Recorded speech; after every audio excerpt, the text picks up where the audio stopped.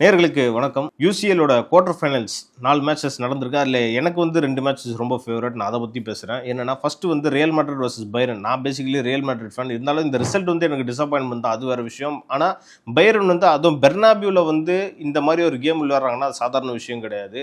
அதுவும் இல்லாம right wing ஒலிசே விளையாடினாரு பாருங்க. அவருடைய ஆட்டம்லாம் சும்மா தீயா இருந்துச்சு.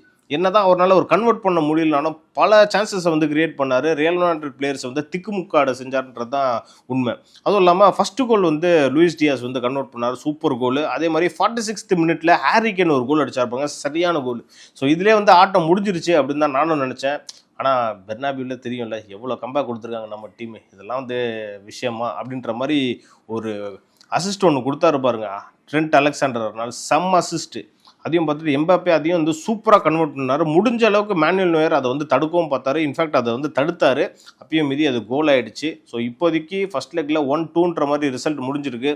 அடுத்து பார்ப்போம். அதுவும் அலையன்ஸ் அரேனா மியூனிக்லேயே போயிட்டு செகண்ட் லெக் நடக்க போகுது. அதுவும் அவங்க ஸ்டேடியமில். ஆனால் ரியல் மேட்ரிட் வந்து எப்போவுமே கம்பேக் கிங்கு. ரெமோண்டோடான்றது அவங்களுக்குன்ற உரித்தான வார்த்தை தான்.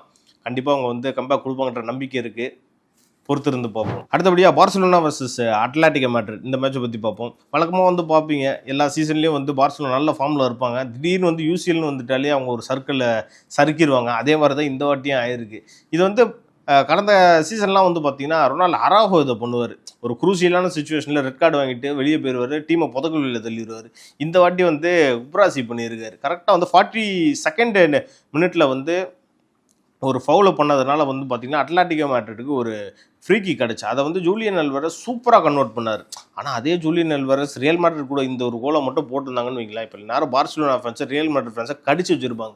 ஏன்னா ஒரு பேசிக்கலி ஒரு அர்ஜென்டைன். இப்போ என்ன பண்ணுறது, பார்சிலோனாக்கு எதிராகவே இந்த ஃப்ரீ கிக்கை கன்வெர்ட் பண்ணிட்டாரா, ஸோ அவங்களால எதுவும் பண்ண முடியல, வாய்ப்பு விட்டு போட்ட மாதிரி அமைதியாக இருக்காங்க. ஸோ அதெல்லாம் ஒரு பக்கம் இருக்கிறப்போ இப்போ வந்து இந்த மேட்சோட ரிசல்ட் வந்து 2-0 முடிஞ்சிருக்கு. அடுத்தது பார்சிலோனா வந்து மேட்ரிட்டில் போய் விளையாட போகிறாங்க. அட்லாட்டிகோ மேட்ரிடோட ஹோம் ஸ்டேடியமில் சும்மாவே அட்லாட்டிகோ மேட்ரிட் ஒரு பஸ்ஸை பார்க் பண்ணிடுவாங்க.